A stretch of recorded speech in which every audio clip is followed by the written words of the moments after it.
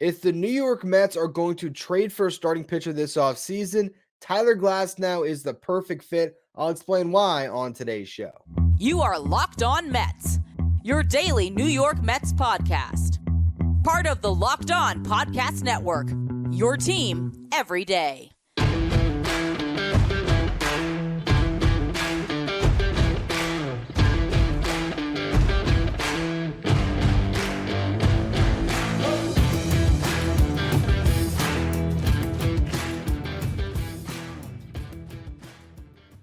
Hello to all you amazing Mets fans. You're watching Locked On Mets, part of the Locked On Podcast Network, your team every day.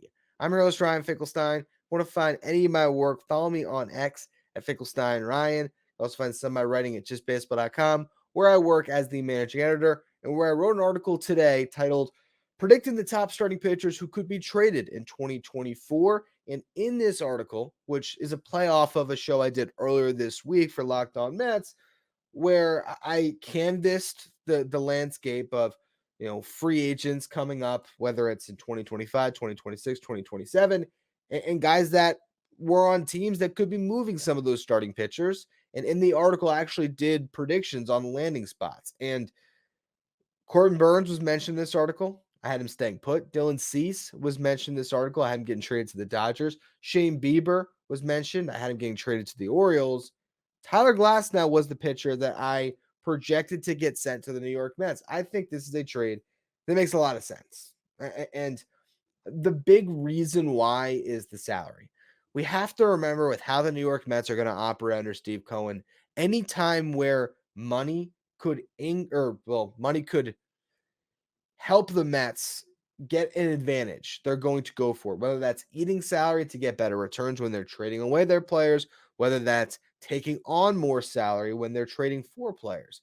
And Tyler Glasnow is the one pitcher that could be dealt that fits that billing because he's going to be making more money than all of these guys. Corbin Burnes is projected to make over 15 by MLB trade rumor. Shane Bieber over 12. So those guys are on the last year of the deal, but anybody can trade for them. Not everybody will trade for Tyler Glasnow, particularly at a $25 million price tag. And how he got to that price tag is what's so fascinating to me because the Tampa Bay Rays gave Tyler Glasnow an extension coming off Tommy John surgery. He had Tommy John in 2021, came back to pitch. It was like 6 innings or 6 and change in 2022. But in August, as he's, coming back from TJ, they give him a 2-year, $30 million contract, or it was actually a 2-year, $30.35 million contract. And essentially what that did for them is it locked him in to a really nice, affordable number for last season. He was making 5.1 in 2022, kept him right there in that ballpark at 5.35 million, so a slight bump, but that was for 2023. And then there was the big kicker, a $25 million salary in his first year of free agency. What does that contract mean? I think all of us who are looking at this offseason have started to connect the dots that maybe the Rays signed into that contract knowing that it would give them the opportunity to flip Tyler Glasnow before he hits the open market. If you look at the Tampa Bay Rays payroll for next season, they're sitting at $74 million before the arbitration players kick in. The second highest earning player on the Rays next year will be Zach Eflin at $11 million. So Glasnow is getting paid way above the rest of their team. His salary counts for a third of their payroll before the arbitration players end up factoring in. So maybe at the highest end, they get up to $100 million when they go through free agency and everything else. Then he'd be a quarter of their team's payroll. I just don't see it. So that means that he could be on the move. And the Mets are a team that could absorb that salary and plug him in while giving up less of a prospect return than it would take to acquire Corbin Burnes. And I also believe Shane Bieber as well, and way less than if you're going to acquire a pitcher with more years of control like a Dylan Cease. Now, there's a lot of concern with Tyler Glasnow. I said a lot of teams aren't going to be willing to take on that injury risk for a $25 million price tag. For the Mets, the price tag matters less, so it's just taking on the risk. And you look at his career, he's only eclipsed 100 innings pitched twice. 2018, when he was traded from the Pirates to the Rays. Pitched a little over 50 innings at each stop, ended up with 111 and 2/3 innings pitched. Pitched to a 4.27 ERA. He was not great in Pittsburgh. Gets traded in the Chris Archer deal.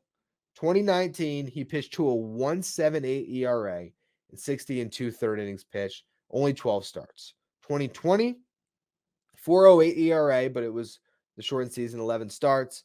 Struck out over 14 batters per nine, which is elite. 2021, off to a great start, 2.66 ERA and 14 starts, 88 innings pitched, striking out well over 12 batters per nine, gets hurt, has Tommy John. You see him for 6 2/3 in 2022. This year, he's now nominated to be the comeback player of the year because he comes off TJ, 21 starts, 120 innings pitched, career high on innings pitched, 3.53 ERA. He did deal with an oblique injury this season and a back injury at the end of the year. So still some injuries there. What the New York Mets would be betting on is a pitcher that has elite stuff. When Tyler Glasnow is on, he's as dynamic as any starting pitcher in the game. He is an absolute, you can't call him a horse because it doesn't need innings, but on the mound, he is just a force. He's imposing. He's 6'8". He's the type of guy that can blow hitters away. And he's going to be pitching in a contract year.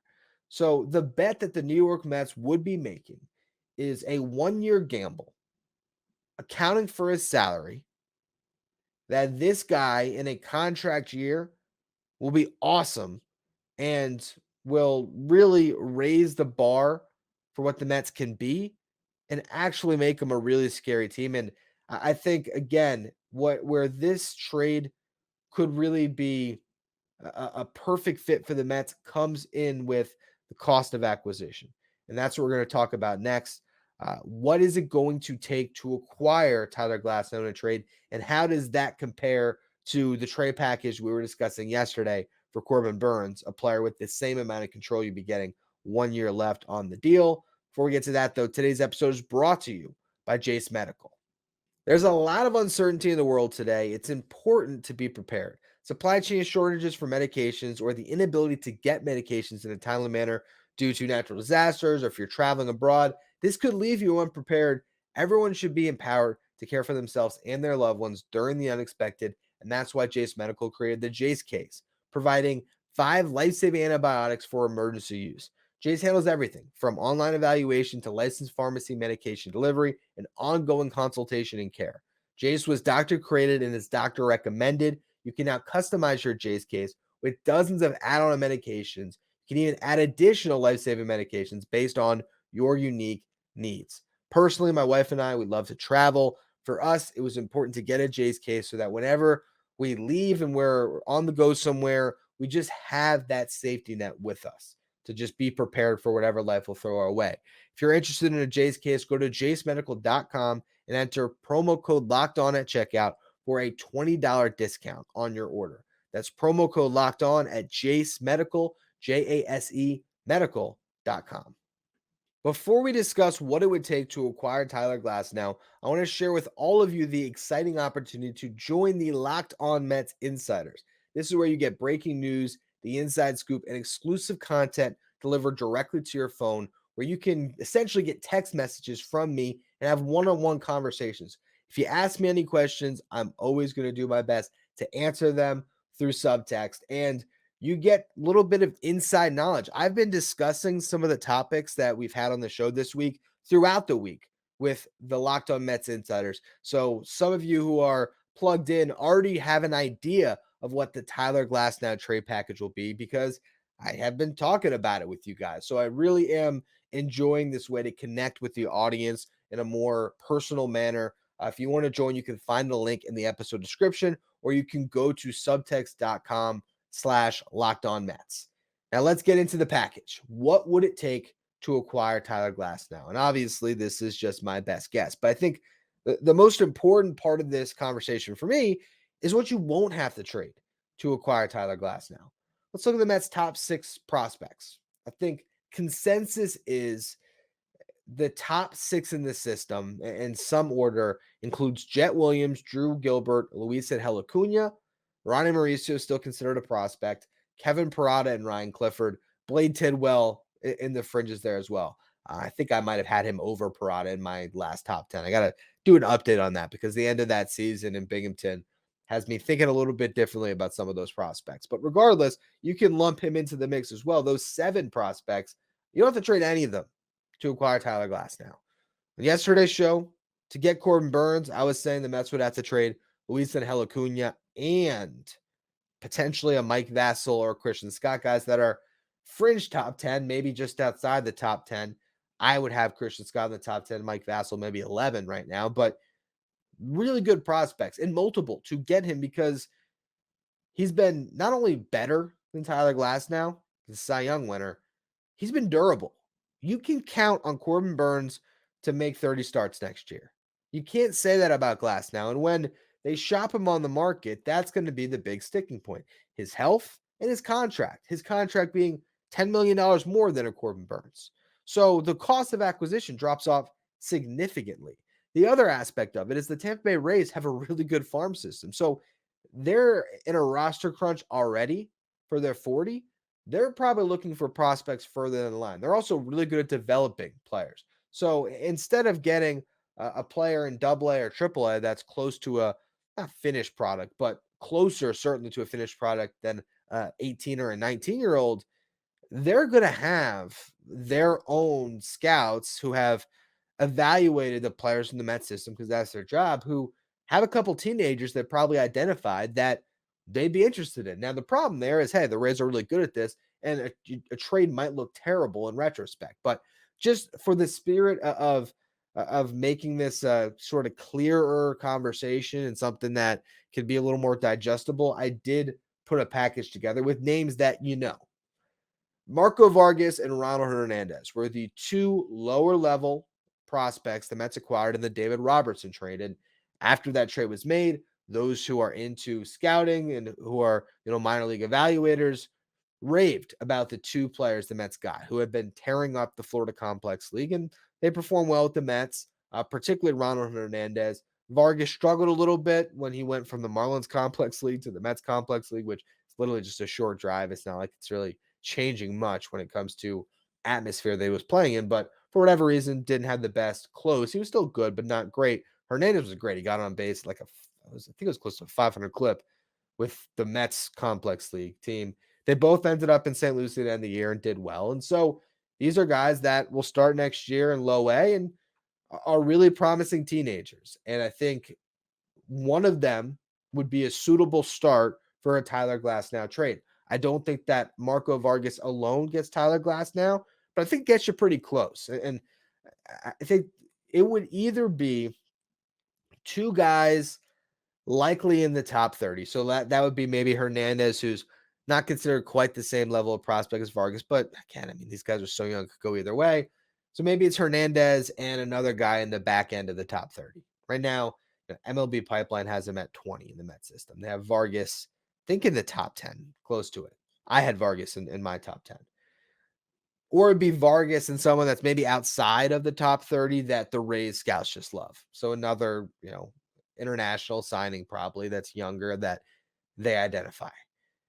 The other player that I think would interest the Rays is David Peterson. I just look at David Peterson as the type of pitcher that they'd be able to unlock. Again, the risk in that is you have a chance that you're going to look bad because David Peterson might find something in Tampa he was never going to find with you and turn into a great starting pitcher for them, and you look really stupid. How do the Pirates look for trading, Shane Baz and Tyler Glasnow for Chris Archer? Not great. But I think this is the type of risk that a Mets team who they say they're not going to go for it. We know Steve Cohen, David Stearns, they're not going to this offseason saying, hey, let's just focus on developing the prospects and let's try to get third. But we don't care for a wild card team. Or let's just try to get 4th place in this division. They're going to want to be a wild card team, particularly seeing the runs that the Diamondbacks have been on, the Phillies, the Rangers. Wild card teams can go to the World Series. So Tyler Glasnow, in my eyes, is the perfect pitcher that can do that for you. And that's what I want to discuss next here. Looking ahead to next year, if the Mets pull this off, if they make the trade, Why would it be worth it? What would the team look like, and what type of a run could they go on if they were able to acquire Tyler Glasnow? We'll get to that next. First, today's episode is brought to you by Sleeper. The NBA season's about to tip off. The NFL season's in full swing. That makes now the perfect time to go to Sleeper and receive 100 times payout on your cash on daily fantasy sports.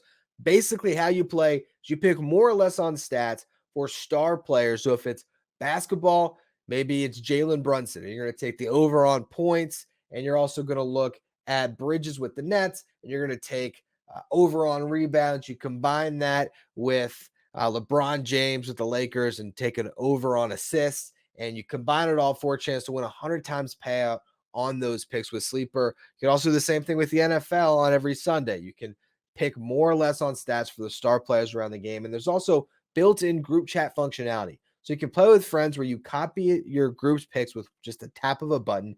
Entries can be made in 30 seconds or less. It's that easy, and they have safe and fast withdrawals. If you want to join Sleeper, use promo code LOCKEDON. You'll get up to a $100 match on your first deposit. Terms and conditions apply. See Sleeper's terms of use for details. Currently operational in over 30 states. Check out Sleeper today.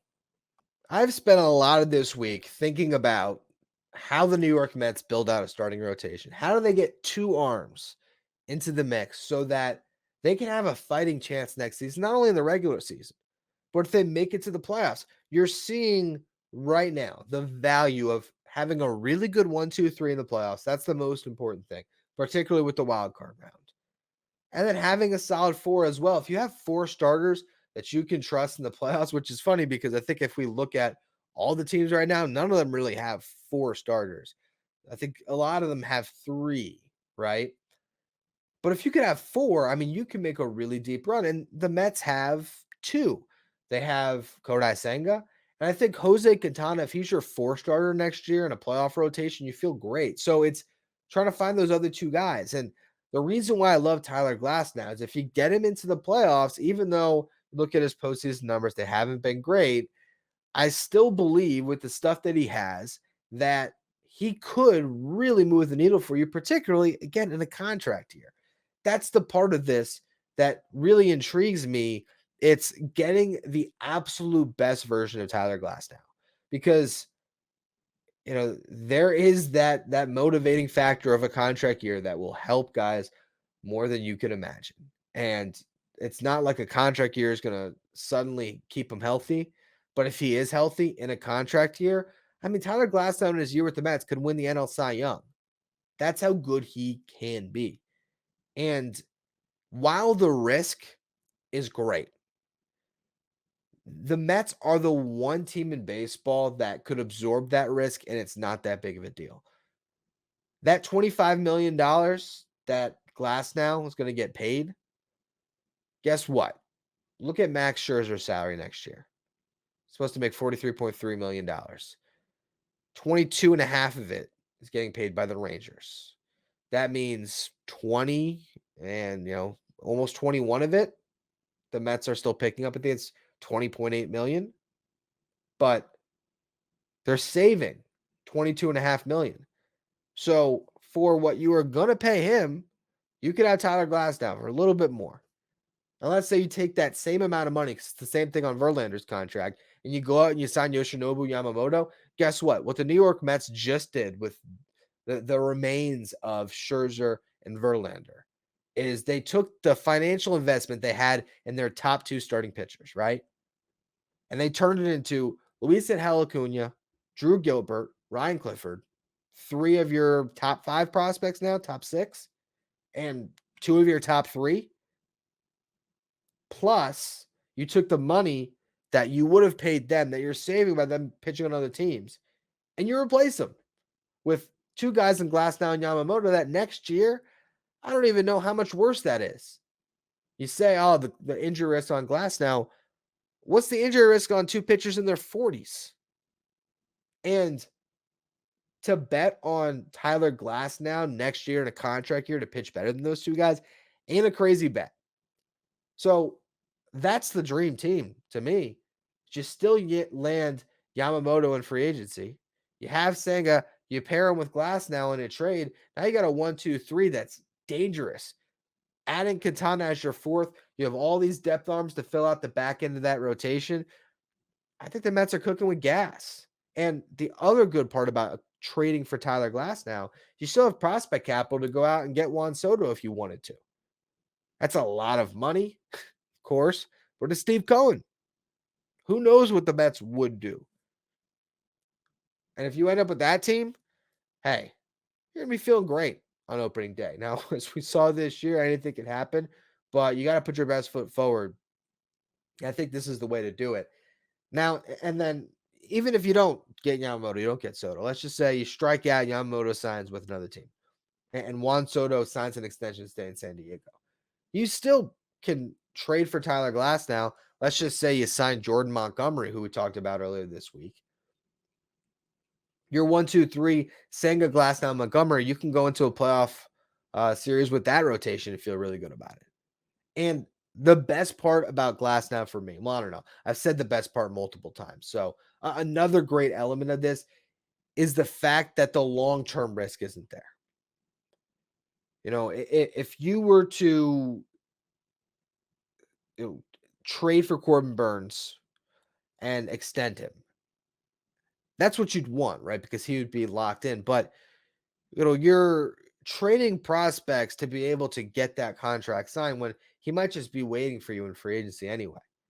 There's every chance the Brewers just hold on to him. And I should have mentioned that more on yesterday's show. I don't think I nailed that point home good enough that there's every chance that the Brewers are going to kick the can down the road on the Corbin Burnes decision. Wait till the deadline, because if they're out of it, okay, you move them. If you're not out of it, you play out the season and you extend them a qualifying offer. He becomes a free agent. But if the Mets were to get Glasnow and plug him in, it's a 1-year commitment. If he gets hurt, no sweat off your back. Maybe you extend him the qualifying offer and he accepts it and you get another shot at it with him on a 1-year deal. If he pitches great and he hits free agency, you can extend the qualifying offer. And if you don't want that long-term injury risk, you can take the comp pick back, which would probably equate to essentially the prospect capital that you're giving up in this deal, or if not all of it, close to it. I mean, a decent amount of it, certainly. And, you can then have that $25 million salary slot that you spent on Glasnow in 2024, convert that on a long-term deal to the free agent class I've been speaking about so highly of, with, of course, Glasnow being part of it, Burnes being a part of it, Brandon Woodruff being a part of it, also Zach Wheeler, Max Fried, Walker Buehler, even Garrett Cole potentially. I think that's, really where this just gets so interesting, is being able to plug a need for this year without having to really burn the farm too much. I don't think to get Tyler Glasnow. Not being like, if it was a 3-year, $75 million contract on Tyler Glasnow, I'd say stay away from it. That's the funny thing about this one. But for the 1 year, try it out. You still have the opportunity to get some value on it with the comp pick on a qualifying offer. And you still have every opportunity to get a more durable pitcher long-term for your team in next year's free agent class. If you don't just sign the guy you want you've won it all along anyway, Yamamoto. So I've really spent probably too much time this week, but that's been what I've done with just baseball on the writing side and what I've been doing on Locked On Mets this week, really looking at this from all angles.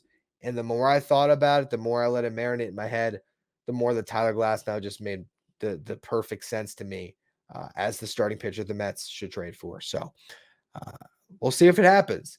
That's going to be all for today's show. I want to do a mailbag episode on Monday. We'll talk about some other things on that show, of course. But I really want to get some questions from the audience. I'm going to take them through subtext from my Locked On Mets Insider. So again, it's a place where you can get a one-on-one conversation with me. You can send me questions that I'll, of course, answer to you through text, but I can also bring them onto the show on Monday. So if you want to join, click the link in the description, or you can go to subtext.com/LockedOnMets. That's going to be all. Make sure you follow, rate, and review wherever you get your podcast. Follow me on Twitter, Finkelstein Ryan. Subscribe on YouTube also, and follow the show at Locked On Mets. Also, guess what? D-backs won a game. So we'll say it again. Hopefully they can carry the momentum out there in Arizona. Go D-backs.